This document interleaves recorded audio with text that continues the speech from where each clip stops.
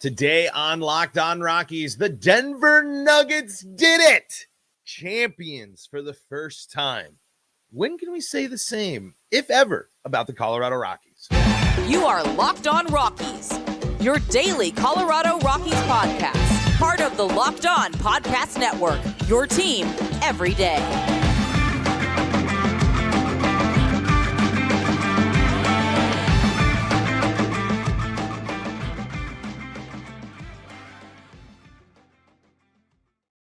Rock on Rockies fans, welcome into the Locked On Rockies podcast for today, the 13th day of June, a glorious, wonderful, beautiful day for the city and state.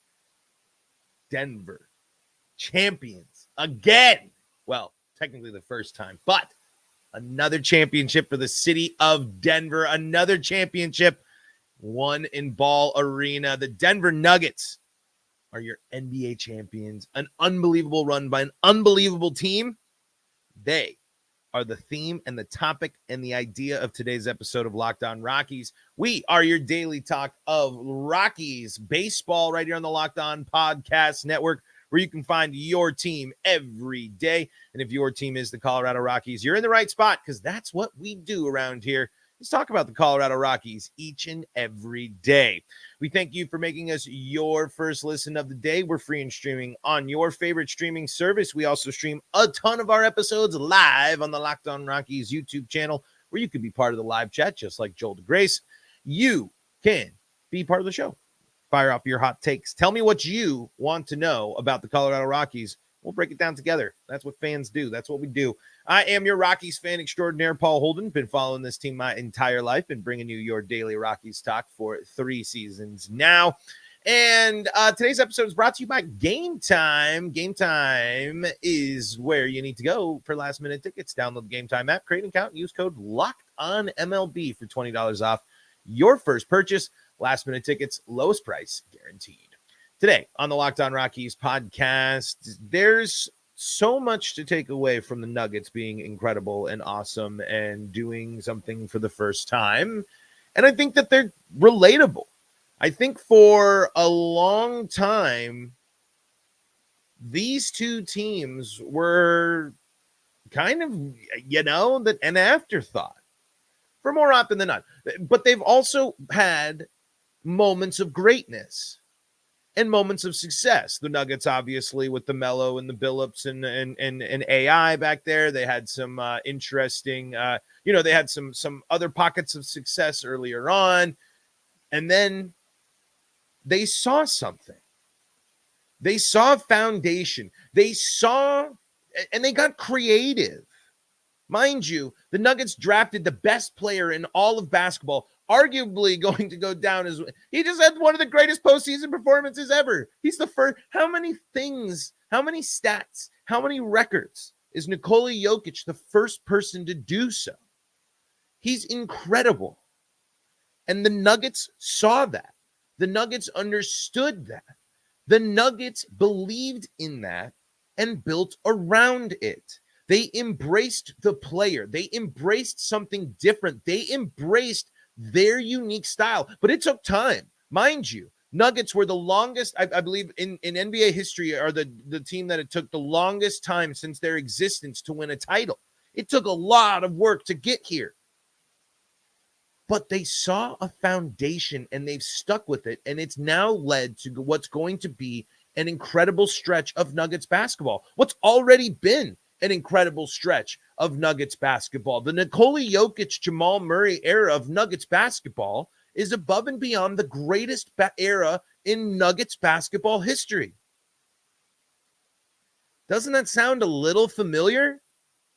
Doesn't that sound like, a baseball team that was one win away from doing something that they have never done before in winning the division, which could have led to who knows what in the playoffs.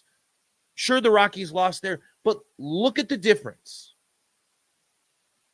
The Nuggets recognized and saw the greatness on their team, and they committed to that greatness, even through doubt, even through trial, and even through tribulation. I mean, I think I'm told I might have just messed up the sentence right there. But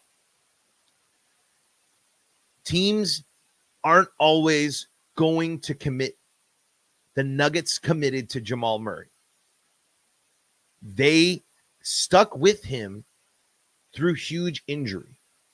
They helped Nikola Jokic reach back-to-back MVP, first of his kind, first to do all of these things. They helped get him there. The Rockies had the potential to do this. The Rockies had the potential to embrace and open this up, but instead they went in a different direction. Mind you, maybe they deep down did think that was the right way to handle it. But there's something to be told when you commit to the plan, when you really actually fully buy in to where you're at and who you are as a team. I hope Dick Monfort watched that team win a game or an NBA Finals last night with an open mind and realize what could have been for the Rockies. In my personal opinion, and this is just take stuff, sure, if the Rockies actually committed to building a competitive roster and spending money and spending a lot of money in the right ways and making necessary trades, even during those times, we would be experiencing what the Nuggets would be experiencing. We would be experiencing the Rockies entering one of the greatest phases, if not the greatest phase of their existence. That Nuggets team, and I'm not as familiar with everything. I'm, full disclosure. I am most definitely a Nuggets fan and an Avs fan, but I don't pay attention nearly as much to the daily and the everything of basketball and hockey. But of course, I'm Colorado ride or die forever, and I follow enough media and I see enough stuff and I stay enough involved. But I have to precipice with this as I'm very much I would count a bandwagoner, but I'm also just it's my hometown team. Of course, I'm going to be pumped. The point is, this team had the potential to be great, the Rockies, because they were great. When you can go blow for blow with the Dodgers and you take them to game 163, when you take them to a tiebreaker, that team could have been great. But instead, something changed, something was different, whether it be from, if the player's side or the front office side, everything changed, and it didn't change for the better. Whereas the Nuggets have made the moves, have made the tough calls, traded away players, certain key players, really did deep analysis on the players and the roster that they had in order to build upon this strong foundation. It was not, this Nuggets team took a long time to get to the championship and to get to this championship version, even with Murray and Jokic on the team. But they have so much potential. They have so much at the beginning. They're so young. That's the mindset. The Nuggets brought in the right veterans, traded for the right veterans, built around the superstar talent that they had. The Rockies didn't, and the question still remains, will the Rockies? The Rockies, if they want to be the Nuggets, if they want to be a champion, because they are in the shadow now. They are in the shadow. The championship shadow, especially if the Nuggets get another one. And I'm not saying repeat, but in this time, if the Nuggets win another championship before the Rockies, but the Nuggets could win multiple championships before the Nuggets maybe even the Rockies sniff the playoffs. That is an astounding and disappointing thing to say. And I hope last night leads to a change in mindset and philosophy for the Rockies and Dick Monfort. Will it? Probably not.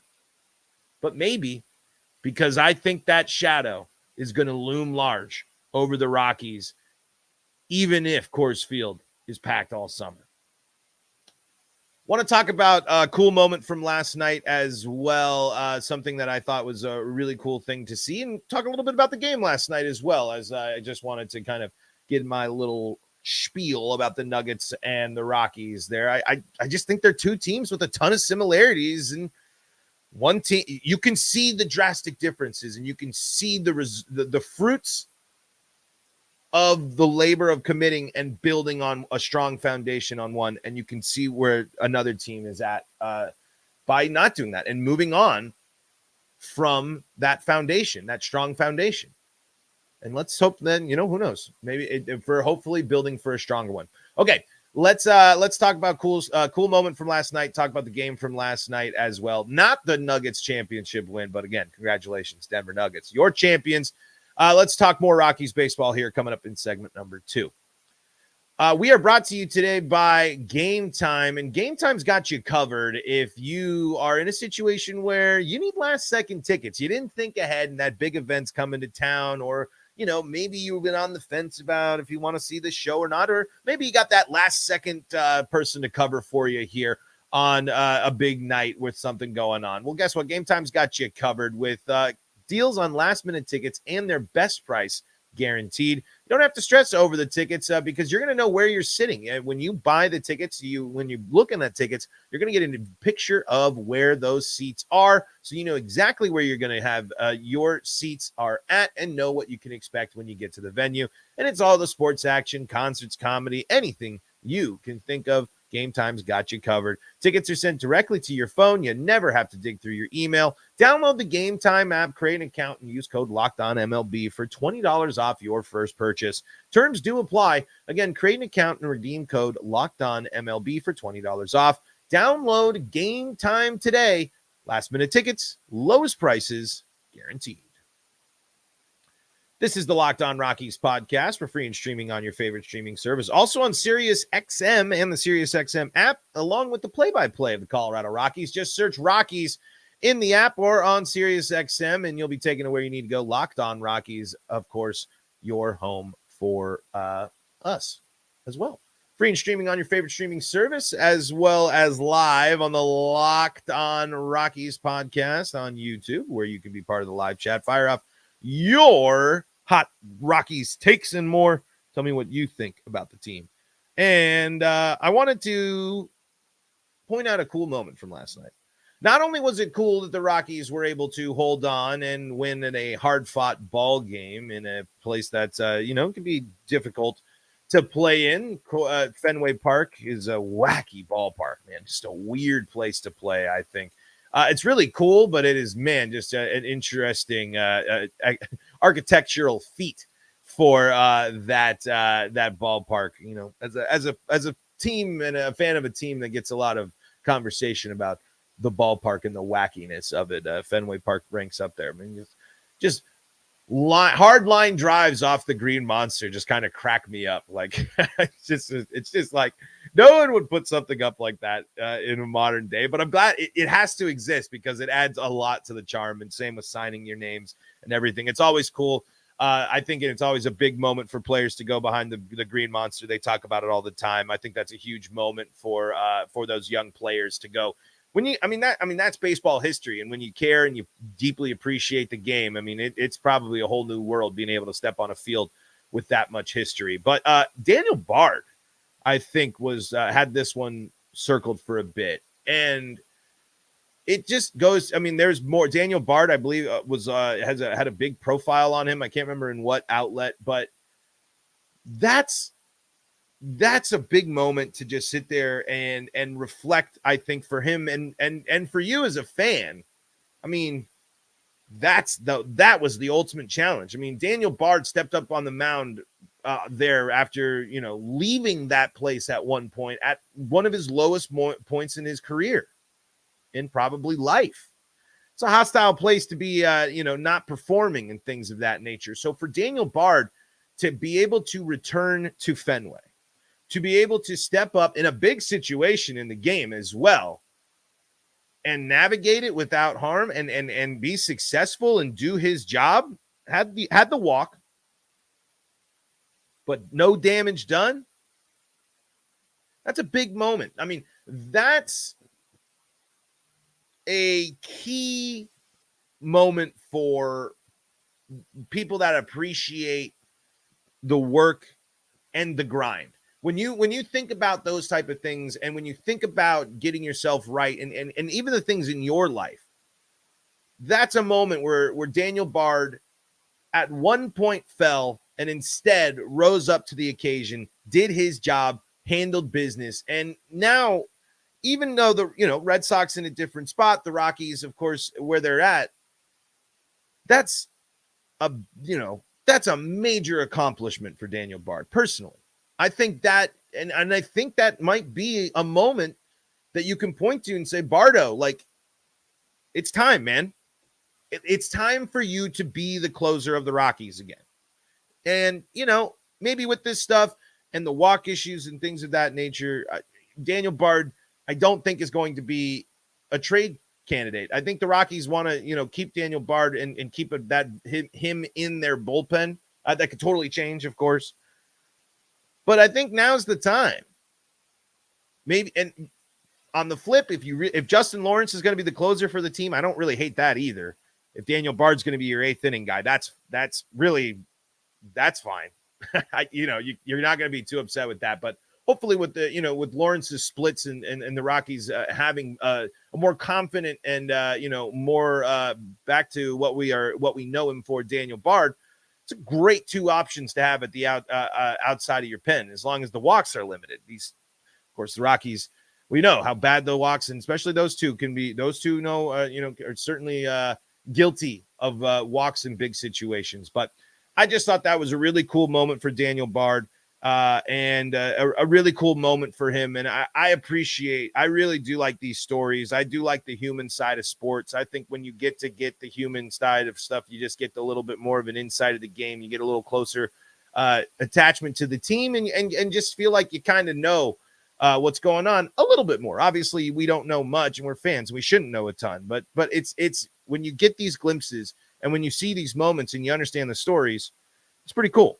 And I'm a sucker for storylines. I'm a sucker for cool stories. As a guy that just yabbers all the time, I don't think that's too surprising. So really cool moment for Daniel Bard, and great for the Rockies to steal a ball game late again. I mean, back-to-back extra inning wins now for the Rockies. It was still extra innings against San Diego, wasn't it? Making sure. No, it was just a walk-off.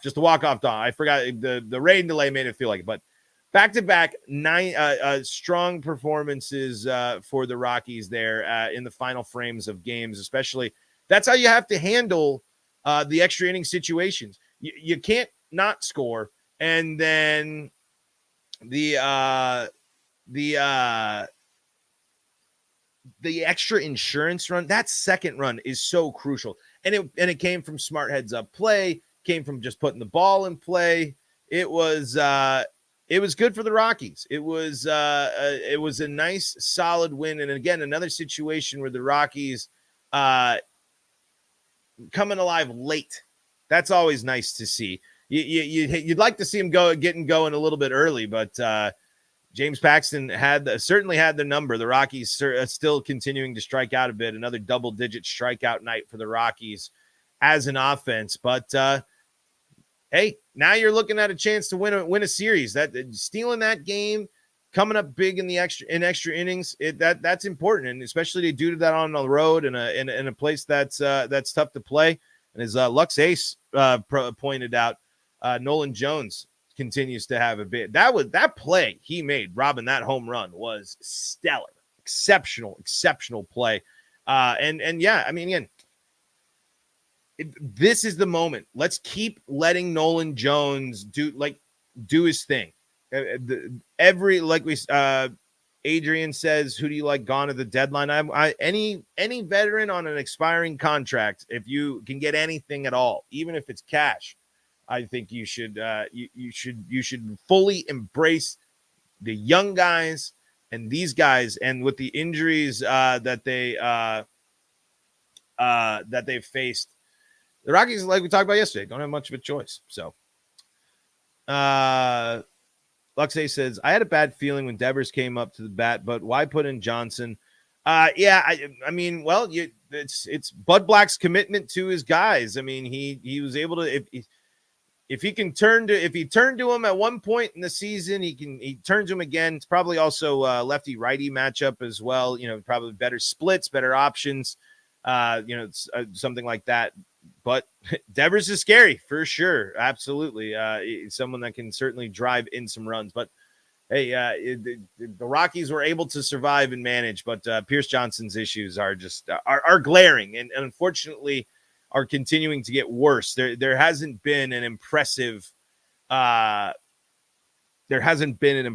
Pierce Johnson start or appearance in a little bit. So let's wrap things up with I know I showed you the video yesterday, but I just kind of wanted to close the show with my thoughts on what's going on in Oakland today, kind of chime in on that, show a little solidarity. I don't have any A's gear, so I figured a segment on the show I can help support and all the cool stuff that's going on there in Oakland. But before we do, check this out. This is the Locked On Rockies podcast for free and streaming on your favorite streaming service, bringing you your daily Colorado Rockies talk right here on the Locked On Podcast Network, which you can find on your favorite streaming service on YouTube, on the Locked On Rockies YouTube channel, where your YouTube subscription is a massive help to the show. And also on SiriusXM and the SiriusXM app. Just search Locked On Rockies. You can also get all your play-by-play action. You can just search Colorado Rockies there, and you can be tuned in for first pitch. All right. We had Jason Burke send us a nice video yesterday breaking down everything that's going on in Oakland right now and today. If you missed that, you can check it out on the pod from yesterday. I don't want to take up the full segment here with the full video because this is cool. This is a statement. I mean, this is a direct response to every narrative about Oakland, which is unfortunate because moving to the West Coast and just meeting people, there are Oakland fans and passionate Oakland fans and people that want to care about the team. But when you don't buy in as an owner, when you create your own roadblocks and when you do all of these things to do these things and then just kind of all while trying to manufacture what seems like a behind mirrors, smoke and mirrors, cloak and dagger move to Vegas to cash out, it's just sleazeball. When people get pissed off at ownership and stuff, it shows that they care. I wouldn't sit here every day and talk about the Rockies and tune into whoever knows how long, especially before the rule changes, hours of my life a day to this team if I didn't care. But I'm also someone that's, vocal and upset, and also someone that doesn't go to the ballpark. So I fit into these categories. And that the Rockies compared to the A's, it is literally night and day. You can be mad about the Rockies and things that they've done. Absolutely. But the Rockies went out and landed. They spent money on Chris Bryant. Hell, I bet you the Rockies spent more money on Chris Bryant's contract than the A's have spent in years. Chris Bryant's contract's probably bigger than it's probably more than the payroll of the A's. And that's on you, man. You're going to whine and complain your way to not getting your stadium, not getting things your way, and not doing these things. And you're going to make the product suffer. You're going to impact thousands of careers from execs down to players in the minor leagues just because it really just doesn't seem like the owner of the A's is content with anything but having it his way, exactly the way he wants it. And cheap makes him a buck. And that's outdated, antiquated thinking, especially when it comes to sports ownership. But drive down that price, make the move to Vegas cheaper, then we can. How are we supposed to be so certain once the move to Vegas, the overall commitment to everything's going to get better just because it's more money there? I don't believe it. Oakland's next to the tech sector. Oakland is in California. Oakland is yes, you have to share it, and the Giants are right there, but You can do much more. You've never renovated the A's ownership, and the people that handle the money should invest more in this team because it's got a great history with a long fan base, a long and a deep tradition and passionate fan base. As much as the Rockies are frustrating, the Rockies ain't the A's, and they're far from it. Coors Field is a good place to go experience a ball game. The Rockies do spend money and don't trade away all of their good players at the immediate and